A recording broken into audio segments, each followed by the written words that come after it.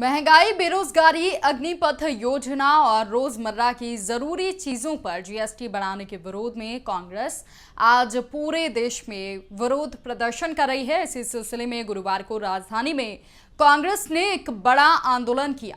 सुबह 11:30 बजे रोशनपुरा चौराहे से कांग्रेसी पैदल मार्च करते हुए राजभवन का घेराव करने जाने लगे तो बीच में ही पुलिस ने उन्हें रोक दिया।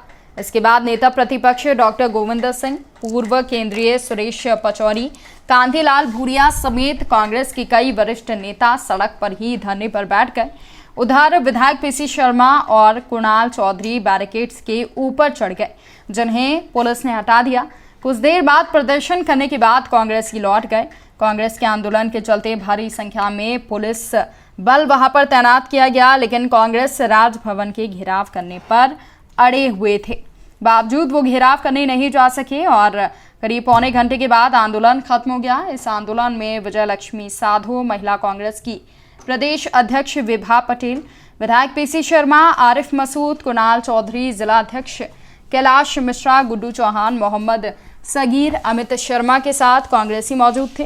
कांग्रेसी नेताओं ने कहा कि पूरे देश में महंगाई चरम पर पहुंच गई है, लेकिन जनता का ध्यान महंगाई से भटकाने के लिए केंद्र की सरकार की एजेंसियों के माध्यम से लगातार छापे डलवाकर लोगों को दबाने का प्रयास कर रहे हैं। बात एक ही है कि देश में सब जगह महंगाई से आम परिवार का साथी त्राही त्राही मचा रहा है। देश की संसद में जब डिबेट होती है तो भारतीय जनता पार्टी के सांसद और वित्त मंत्री को महंगाई दिखती नहीं है। महंगाई इन अंधे और बहरों को सुनाई नहीं देती। जनता परेशान है और भारतीय जनता पार्टी लोकतंत्र की हत्या में अग्रणी हो रही है। सांसद, विधायक, जनपद, जिला पंचायत खरीदने की मंडियां देश में लग गई और लोकतंत्र को जो मजबूत करती है, विपक्ष को जो ताकत देती है, वो लोकतंत्र का चौथा स्तंभ प्रेस, मीडिया, उसको भी कंट्रोल किया जा रहा है, बंधक बनाया जा रहा है। साथ ही साथ स्वायत्त संस्थाएं जो ताकत देती है विपक्ष को और जनता को, उनको गुलाम बनाया जा रहा है। बस उसी के अगेंस्ट सरकार के खिलाफ कांग्रेस है, जनता के साथ कांग्रेस है, तानाशाह के खिलाफ जनता है। यही लड़ाई है। राज्यपाल जी को आप क्या संदेश देना चाह रहे हैं?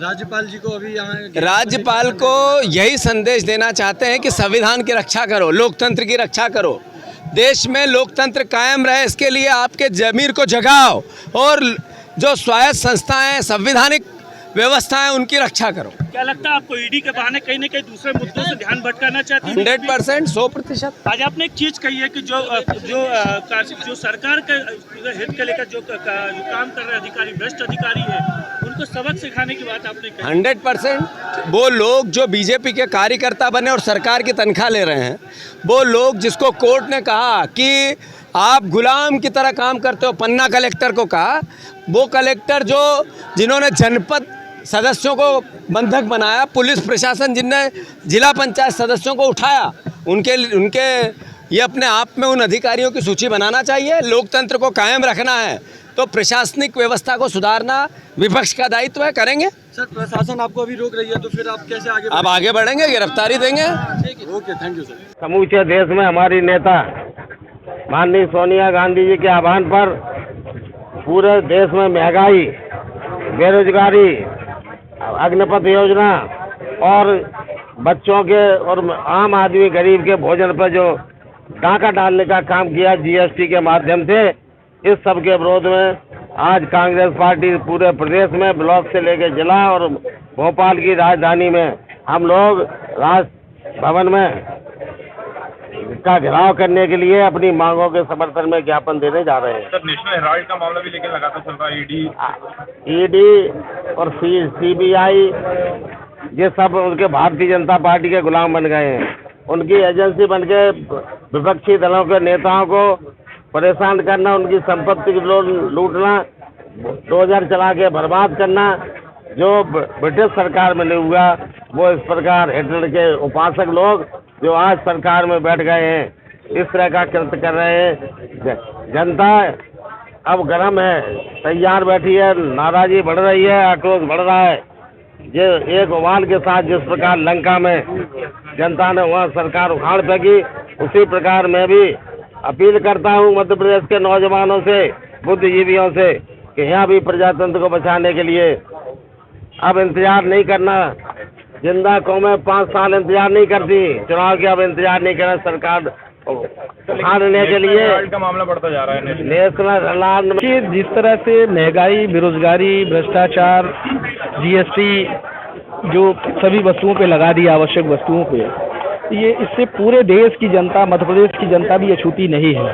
कांग्रेस पार्टी के नेताओं ने तय किया है आज पूरे देश में राजभवन का घेराव करके देश की जनता के हित में, जो जिस तरह से लोग परेशानी में हैं, हमारे बेरोजगार भटक रहे हैं, रोजगार देने का झांसा देके रोजगार नहीं दिया, अच्छे दिन का तो पता ही नहीं है, और जो लोग महंगाई हम आधी कर देंगे, आधी तो नहीं की 4 गुना बढ़ा दिया। इसी तरह न किसानों की आय दोगुनी हुई, जीएसटी नोटबंदी में पूरा तबाह कर दिया। इन सब बातों को लेके कांग्रेस पार्टी के नेता आज पूरे देश में आंदोलन कर रहे हैं और महामहिम राज्यपाल के माध्यम से देश के राष्ट्रपति को एक ज्ञापन सौंप रहे हैं और उम्मीद करते हैं कि मोदी जी और भाजपा के नेता देश की, प्रदेश की जनता की आवाज़ को सुने और जो जनहित की आवाज़, जो पार्टी, जो नेता उठाते हैं, हमारे राहुल जी, सोनिया जी, कांग्रेस पार्टी के सब नेता लोग जो जनता की आवाज़ उठाते हैं, उसको दबाने के लिए ईडी को आगे मत करिए।